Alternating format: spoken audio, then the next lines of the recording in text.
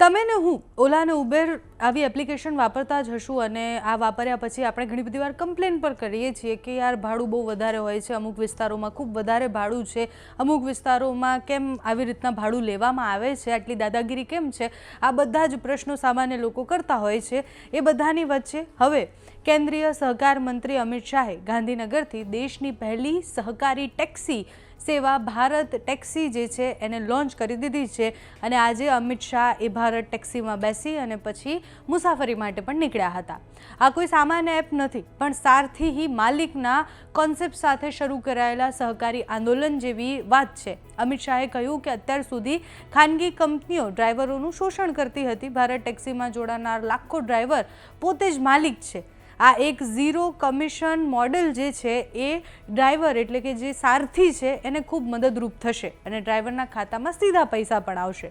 ગુજરાતના 14 મોટા શહેરો જેવા કે અમદાવાદ, સુરત, વડોદરા, રાજકોટ આ બધી જ જગ્યાએ આ સેવા શરૂ થવાની છે। આગામી 1 મહિનામાં આખા ગુજરાતમાં ભારત ટેક્સી દોડતી થઈ જવાની છે।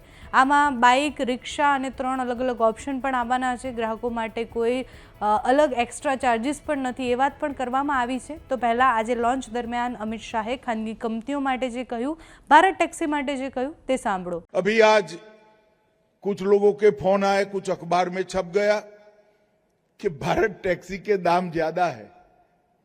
मैं देश भर के ग्राहकों को कहना चाहता हूं कि जहां जहां भारत टैक्सी जा रही है, स्पर्धक कंपनियां नुकसान कर कर अपने दाम को थोड़ा कम कर दे रही हैं, मगर कब तक कम करेगी भाई? 1 साल, 2 साल बाद में उनको भी पूछने वाले आएंगे। ना भारत टैक्सी थकेगी, ना भारत टैक्सी भागेगी। हम मैदान में रहकर सेवा के और सहकार के माध्यम से सबके साथ स्पर्धा करेंगे। हमारी स्पर्धा में किसी का नुकसान कराने का उद्देश्य नहीं। ये जो दाम घटाने का और सारथियों को कुछ ज्यादा कमीशन देने का पैटर्न बना है, वो भारत टैक्सी की एंट्री रोकने के लिए है। वो इसलिए रोकना चाहते हैं कि भारत टैक्सी चली जाए, बाद में मनमानी की जाए। मगर मैं आज इस मंच से उनको बताना चाहता हूं कि आपकी इच्छा बर नहीं आने वाली है। ना भारत टैक्सी थकेगी, ना मैदान छोड़कर भागेगी। हम डटे रहेंगे, सेवा के संकल्प के साथ डटे रहेंगे। और मित्रों, ये जो अफवाहें फैला रहे हैं उनका जवाब हमारी कोऑपरेटिव भावना में सातत्यपूर्ण श्रद्धा का है। अमूल અને ઇફકો જેવી 8 મોટી સહકારી સંસ્થાઓ આના સપોર્ટમાં છે અને ભારત ટેક્સી આગામી 2 વર્ષમાં દેશના 500 જેટલા શહેરોમાં પહોંચશે એવી વાત કરવામાં આવી છે। અમિત શાહે ડ્રાઈવરોને ભરોસો આપ્યો છે કે પ્રાઇવેટ કંપનીઓ ભલે ગમે તેટલી કિંમતો ઘટાડે, આ સેવાનું ભવિષ્ય ઉજ્જવળ છે।